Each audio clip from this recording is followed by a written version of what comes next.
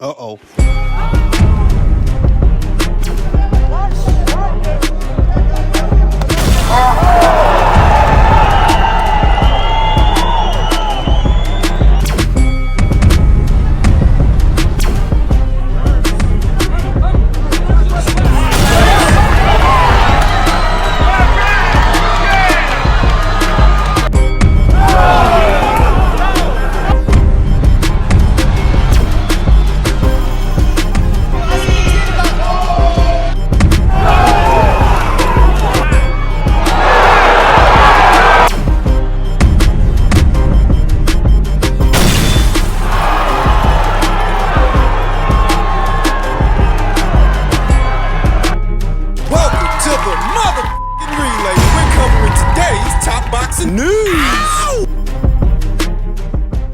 Okay, we'll start with this. Knowing that Devin Roach will not be having that rematch with Gervonta Davis, IBF super lightweight champion Richardson Hitchins took to his social media and said, since it ain't no big fights out there for you, and cause the big fights we wanted fell through, I respect you as a fighter and believe you deserve another big fight. Let's run it for my 140-pound title. New York versus DC. You hear how he chooses to frame it? Like he's doing this as some sort of act of kindness. And Devin Roach was receptive to his offer. Levant said, now you're talking my language. But this is not an act of benevolence from Richardson Hitchins. All he's really trying to do is fight a quasi-popular little guy, like what he just did with George. George had all of one fight at 140 pounds, and Levant has had all of one fight at 135. And Richardson Hitchins wants to fight him. For obvious reasons. His height advantage, his reach advantage, that he's already acclimated to 140, whereas Lamont is not. He's never fought there. We know that Lamont Roach has mentioned moving up in weight for a Antuanne Russell fight, so I suppose that a Richardson Hitchins fight would be just as good. But Hitchins calling him out and framing it like this, I feel like it's tactless. Yes. I feel like it's tacky. He's trying to disguise it like he's doing this for some other reason, when the only reason you want to fight Lamont is because he's smaller than you are. You hear it in boxing all the time, that weight classes exist for a reason. Really chaps my ass when I see a division that stands divided, full of champions, waiting for some smaller fighter to move up, like what we see at featherweight. Yeah. All those guys waiting for Inoue, Yeah. that ought to be fighting each other. Richardson Hitchins at 140, Yeah. waiting for Lamont Roach. Greatly lacking a sense of character. It harkens back to what I said in my previous video, that these are choices. Being honorable, being honest, is a choice. Having courage. Because all men feel fear at some point, but they choose to be brave. That is a choice. As is cowardice. And that's how this looks to me. Looks cowardly of Richardson Hitchins to target this little guy. You know, Lamont Roach wasn't the biggest of 130-pounders. Certainly not the biggest 135-pounder, and at 140, he'd be a hobbit. He'd be a midget. And that's why Richardson Hitchins wants to fight him, because he's a midget with a name. A hobbit moving up, he wishes to exploit. It used to be that people admired boxers, looked up to them. Now look at Richardson Hitchins and tell me that you admire this. I don't expect the fight to happen. There's not enough in it for Lamont Roach, not even with Richardson Hitchins' IBF title, to sweeten the deal, to sweeten the pot. He could make more money staying at 135, waiting for Shakur. All he needs is a stay busy fight, an easy one, that allows him to look good. Turkey LL Sheik will pay for the Stevenson fight, which I'd wager pays a lot better than fighting Richardson Hitchins. And that's what I expect to see. That's what I expect to happen. But I couldn't help but notice Hitchins going after him. Richardson Hitchins said that a fight fell through for them. I'd wager he's talking about the Lopez fight. That's the one champion at his own weight that he's been looking for, that he's been calling out. Doesn't look like Lopez is going to be fighting anybody. So when Hitchins says that a fight fell through, I guess he was talking about that one, but there may be another on the horizon. Lopez is not the only available champion for a fight. We're in negotiations right now, as a matter of fact, you know. So y'all just gotta stay tuned. I'm looking to unify. So it's only but so many people with titles out there. Don't run. Just stay tuned. Like I said, just stay tuned. Well, we know one of them's tied up. Mateus is tied up, so that only leaves three. Can you give us a little hint, maybe Richardson Hitchins? It's possible. It's possible. You know, he been talking a little bit of trash. He been shit talking a little bit. So I want to put that to the test. Bring that my way. Let's just say that bout is next. When are we looking at that maybe happening? Hopefully, I would want it to happen before the end of the year. Before the end of the year. Why not? Let's close the year out with getting another title. And in terms of Hitchins, what have you seen in him maybe that gives you confidence that you're the one to beat him? There's really no dramatic change. You know, he got more belief in himself, but as far as skill set, there's no change. And I don't think that he possessed what I possess. So I like the idea of this matchup a lot better. Gary Antuanne Russell versus Richardson Hitchins, assuming that's who Gary was talking about, because we know Subriel is otherwise occupied. He's going to fight Dalton Smith. Yeah. Teofimo's not going to fight anybody, leaving just these two, Gary and Richardson. Who wins the fight? I think Gary does. I remember when Richardson Hitchins fought Gustavo Lemos, little guy from Argentina, pressure fighter. Gustavo gave him all he could handle, and to a lot of people, Gustavo should have won that fight. He should have won that fight on activity, but Richardson Hitchins got lucky and got a gift. Gary Antuanne Russell is a bigger guy than a Gustavo Lemos, but he is a pressure fighter like Gustavo Lemos. So I figure you got lucky with Gustavo, you may not be so lucky with Gary. Gary says they're negotiating with somebody. Let's assume he's talking about Richardson Hitchins. Who would be financing this fight? I don't think it's the PBC, and I don't think it's Matchroom. I don't know that Richardson Hitchins has anything to do with Matchroom anymore. My understanding is he is a free agent now. So if somebody can afford to put these two guys in a ring with each other, it's gotta be Turkey. It's gotta be Turkey LL Sheik. We'll see if it happens. I'm still a traditional boxing fan. I am still all for unification matches and the consolidation of alphabet titles until one man is left standing. It may seem taboo in this modern day and age, but I still watch boxing, for the competition, for the sport of it. So we'll see if they make this happen. Devin Haney and Brian Norman Jr. Which side of the fence are you sitting on with that one? Devin has got to show, I think, us as the public and as the boxing community that he's willing to, what's the right word? Willing to make a statement. Willing to make a statement on who he was before the Garcia fight. He just had that opportunity in Times Square with Jose Ramirez, and for whatever reason, he chose to fight Jose Ramirez like he had the bubonic plague, like he had tuberculosis or something. He spent the whole fight playing keep away from that guy, and this is a slow-footed. The narrative is he was instructed to do so by his father. Play it safe, make it to the Garcia fight. Why would you have to play it that safe with a slow-footed Jose Ramirez? I've been asking that question ever since. You handled that guy like he was enriched uranium. If the goal was to make a statement, you had your opportunity with Jose to show everybody that you still got it, you're still sharp, you're still Devin the Dream Haney. That dream turned into a goddamn nightmare. Now he's fighting Brian Norman. You didn't make a statement with Jose, but you're gonna make one with Brian. Brian Norman is a heck of a test. Brian Norman was in camp with us for about 3 or 4 weeks up there in Big Bear. I watched his training, I watched his sparring, I watched how he handles his work. Talk about a true professional. That man's a true professional. He was there with his father and another man. They didn't have an entourage. They went into the gym, they did their job, they did their work.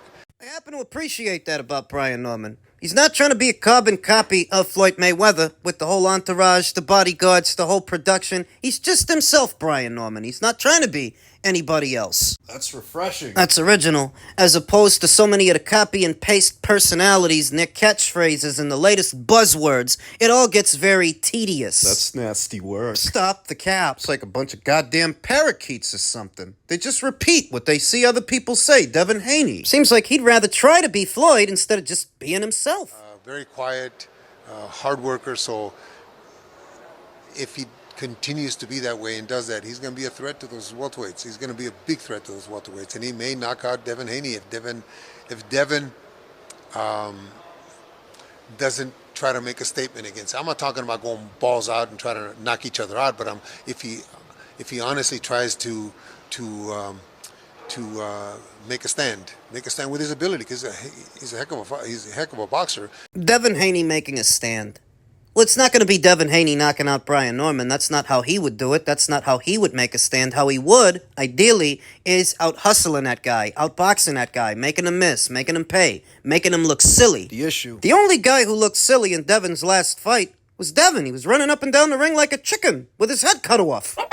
If he can make a stand with his ability instead of fight defensively, he will beat Brian. But if he doesn't, I think Brian can stop him. How much do you think, Menable, the Ryan Garcia fight has taken out of Devin, certainly at least mentally, because that was the question after the Ramirez fight, because of a lack of action and the way that he went about winning that fight, there's a lack of output. Do you think he's a little bit more cautious now because of how that Garcia fight played out? Well, absolutely. I think it took out mental things, not so much physical things. I think that the cautiousness of it now is more just to win, and not necessarily to win.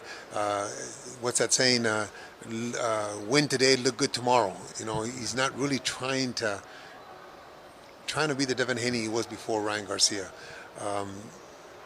So until he does that, I think the disrespect from the public is going to be there.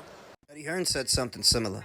Eddie Hearn believes Devin Haney has fallen out of love with boxing since the Ryan Garcia fight. I think a big part of Devin is just fighting for money. There's a very good chance Devin Haney could lose that fight versus Brian Norman Jr. But what could have caused Devin to fall out of love with boxing if Ryan got caught? And Ryan got caught red-handed with banned substances in his system. Ryan, who just lost to Rolly Romero, now that he's under the hot lights. Surely that brought Devin some peace of mind. The loss has been overturned. But what might have caused Devin to fall out of love is the abuse, the mental abuse. It was a whole year of that stuff. People making fun of him online. Couldn't go nowhere. They spun it to where Ryan Garcia popping hot for a banned substance made Devin the bad guy. And Devin's a young guy. He's not an old hardened vet. So this kind of stuff, this assault on his psyche, it must have really bothered him. For Eddie Hearn to say that he's fallen out of love with boxing. Then the stuff with his baby's mother, who he is now suing for extortion, defamation, abuse, the intentional infliction of emotional distress. When it rains, it pours. That's what they say. He's got all the stuff to deal with in his head about the Ryan stuff, now the Lena Sayed stuff. And this is what could have caused Devin Haney to fall out of love with boxing. That if he's still boxing, well, it's because he has to. He don't know how to do nothing else. This is his job. But is the passion still there? The desire? There's only one way to prove it. And I reiterate, the issue is the same opportunity you have to prove it with Brian, you already had to prove it with Jose, and with Jose, you fought scared. I don't buy into that narrative. Bullshit. That it was all to make it to the Ryan Garcia rematch, because this is Jose Ramirez we're talking about. This guy is pretty slow to where if you've still got it, you'll bring it to a fight with him. You didn't. But now you're going to bring it to a fight with a bigger, younger guy at a higher weight who punches harder than Jose. Okay. One thing we do have to give Devin is that he is at least willing to fight the fights. He fought the fight with George Kambosos in Australia. He didn't let traveling get in the way. Unlike Gervonta Davis, he was willing to fight Vasyl Lomachenko. He got a gift in that fight. He should have lost, but we can at least give him credit that he was willing to have it, that he was willing to do it. And it's the same with this Brian Norman fight. At a time where people are questioning whether or not his heart is still in it, if his mind is still in it, he's still willing to fight Brian where Teofimo Lopez was not. Don't forget that they offered Teofimo this fight, and he didn't do it, didn't want to do it. Devin is about to. For better or worse, Devin is about to go into the Brian Norman fight. And if he needed an opportunity to send a message, to make a statement, he can make it with Brian. You just got to ask yourself, why didn't you try to make it with Jose? Got to think about Turkey's Tom and Jerry comments too. If Devin fights Brian the same way that he just fought Jose, are the judges gonna reward him for that? On a Turkey LL Chic show. No more Tom and Jerry fights. That's what Turkey said. What do you think he was talking about? Over to the business side of boxing. ESPN is reportedly in talks to acquire UFC Fight Pass. You might be familiar with UFC Fight Pass.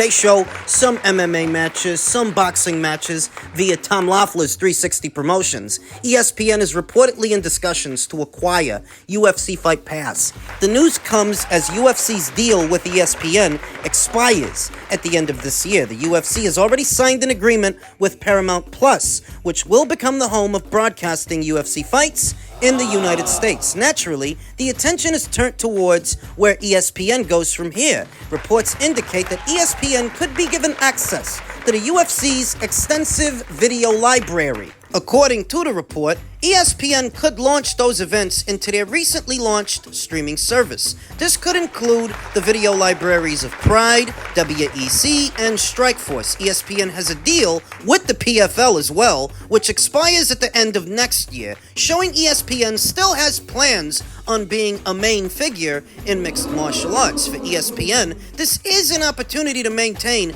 a strong foothold in the MMA world. This content can be used to populate their new streaming service and attract new subscribers. For example, a fan of classic MMA fights could theoretically subscribe to ESPN service to watch those iconic bouts. This allows ESPN to keep a large, valuable part of the UFC brand on its platform. For fans, this could be a mixed bag, but there are some clear positives. By consolidating the library into one app, ESPN could simplify the viewing experience and potentially offer a more cost-effective bundle for hardcore fans. This would make it easier for fans to explore the history of the sport. The biggest downside is the continued fragmentation of the content. Now, instead of having one place to watch everything like the NFL or NBA, fans will need to subscribe to multiple services to get all the content they want. They will need Paramount Plus for the live fights, and then they'll have to subscribe to ESPN's new app for the archives and other content. I'm going to be honest with you that I don't see the value in this purchase. In terms of live sport, live sports is where the value in sports is. How many guys actually go back and watch old UFC fights, old boxing matches? I mean, I know that some people do, but is it enough to warrant this purchase? And is this intended to be a substitute for the UFC? Because it's not.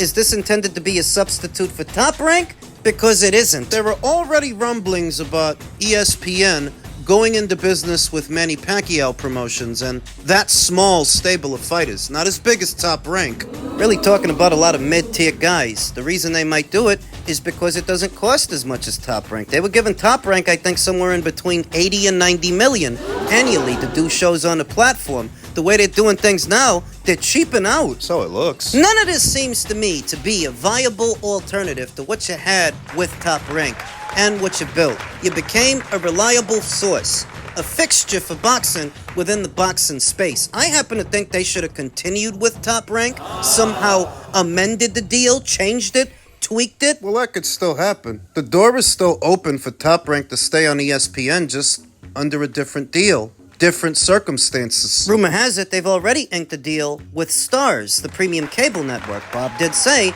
they're going to have more than one broadcaster moving forward. Maybe Top Rank is going to be on both Stars and ESPN. We'll see. But as far as purchasing UFC Fight Pass as a means to diversify their catalog, I don't see that being all that appealing to the customer. Just being honest.